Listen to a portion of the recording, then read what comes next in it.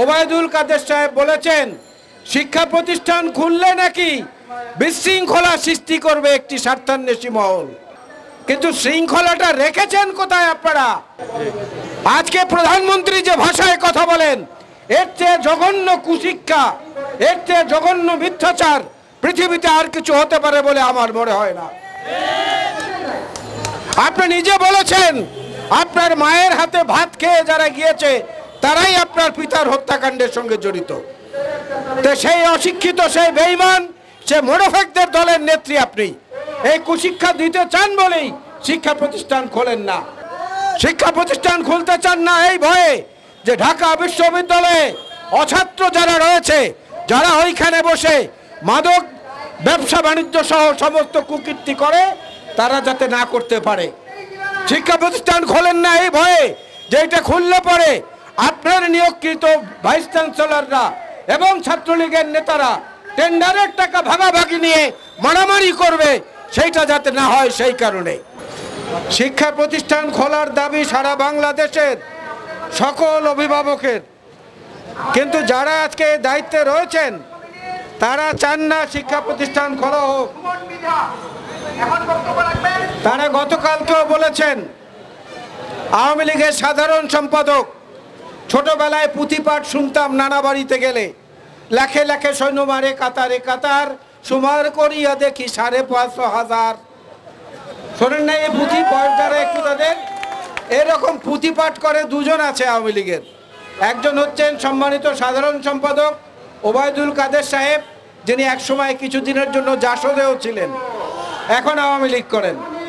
আর একজন আছেন তথ্যমন্ত্রী হাসান মাহমুদ। এই দুজন পুঁথিপাঠ করেন। সেই পুঁথিপাঠের মধ্যে গতকালকেও ওবায়দুল কাদের সাহেব বলেছেন শিক্ষা প্রতিষ্ঠান খুললে নাকি বিশৃঙ্খলা সৃষ্টি করবে একটি স্বার্থান্বেষী মহল। খুব ভালো কথা, বিশৃঙ্খলা হোক, আমরাও তো চাই না। কিন্তু শৃঙ্খলাটা রেখেছেন কোথায় আপনারা? শিক্ষা প্রতিষ্ঠানে আপনাদের সৈনিকেরা, আপনাদের আদর্শধারীরা, আপনাদের অনুসারীরা, সেই পরিমল জয়ধর ভিকারুন্নেসা স্কুলের শিক্ষক আজ থেকে প্রায় 12 বছর আগে তার ছাত্রীকে, তার শিক্ষার্থীকে উলঙ্গ করে যে ভিডিও ছেড়েছিল, আজ পর্যন্ত সে অপরাধের বিচার করেছেন? এই ভিকারুন্নেসা আবার বর্তমান যে প্রিন্সিপাল, তিনি যে ভাষায় কথা বলেছেন, যে অডিও ফাঁস হয়েছে, এর চেয়ে বড় অশিক্ষা, কুশিক্ষা দেশে কি আর ছড়ানোর প্রয়োজন রয়েছে? আপনারাই তো 72 সনে অটো প্রমোশন দিয়েছেন, এইবারও অটো প্রমোশন দিয়েছেন। আপনাদের সরকারও হচ্ছে অটো প্রমোশনের সরকার। ভোট লাগে না আপনারা নির্বাচিত হয়ে যান, ভোট লাগে না আপনারা মন্ত্রী হয়ে যান, সচিবরা আপনাদেরকে আলপিন দিয়ে গুঁতা দেয়, আপনারা আবার লাঙ্গলের ফলা দিয়ে সচিবদেরকে গুঁতা দেন। এই গুঁতাগুতিই তো শিক্ষা দিচ্ছেন বাংলাদেশের মানুষকে।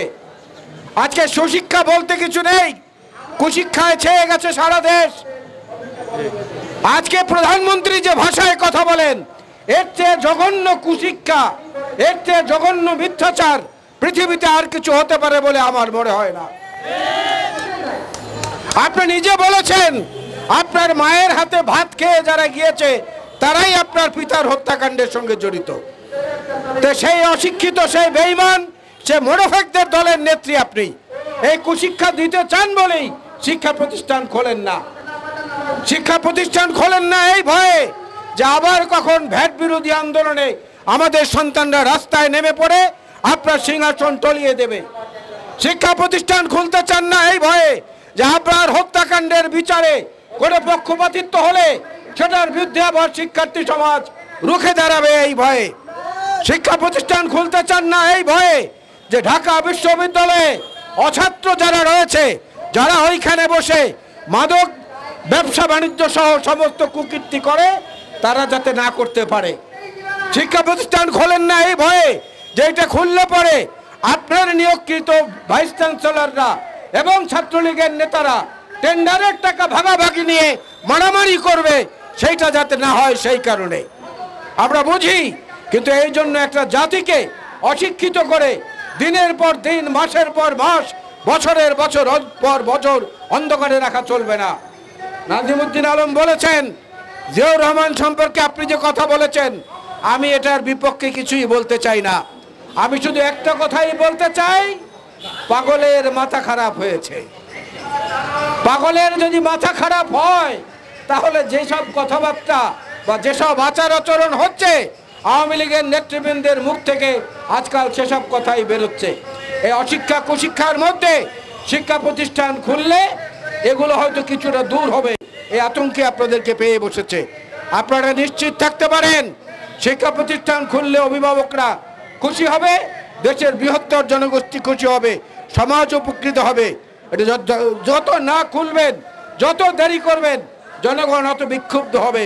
এক সময় আপনার বেনজিরও কোনো কাজে লাগবে না, এক সময় আপনার ডিসি হারুনও কোনো কাজে লাগবে না, এক সময় কোনো বাহিনী কোনো কাজে লাগবে না। বাংলাদেশের মানুষ হবে সবচেয়ে বড় বাহিনী।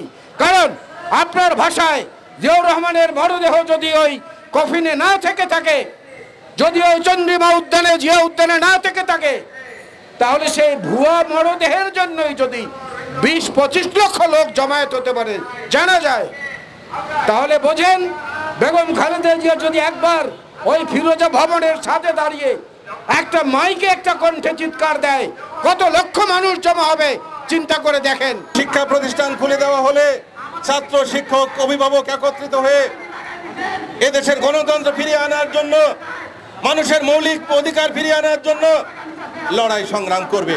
তাই শিক্ষা প্রতিষ্ঠান খুলে দেওয়া যাবে না, এই হলো এই বর্বর সরকারের সিদ্ধান্ত। কিন্তু প্রিয় ভাইরা, আজকে সারা বাংলাদেশের মানুষ শিক্ষা বাঁচাতে চায়, বাংলাদেশের মানুষ তাদের সন্তানদের লেখাপড়া নিশ্চিত করতে চায়।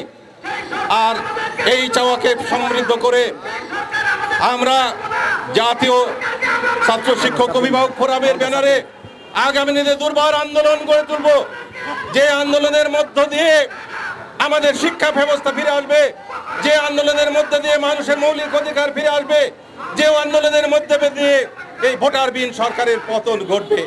আমি আর বক্তব্য না বাড়িয়ে আপনারা যারা এসছেন সবাইকে আবারও অভিনন্দন এবং শুভেচ্ছা জানিয়ে আগামী দিনে আমাদের পাশে আপনারা থাকবেন এই আহ্বান জানিয়ে আমি আমার বক্তব্য শেষ করছি।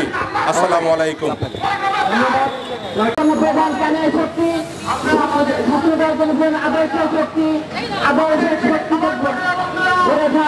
এই আন্দোলনকে কোনোভাবে স্তব্ধ করা যাবে না। সম্মানিত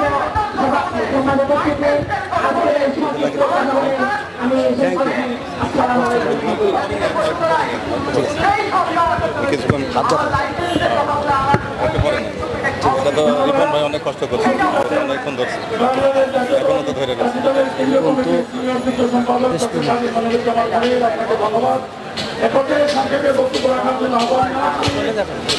বাংলাদেশ জাতীয়তাবাদী মুক্তিযুদ্ধ দলের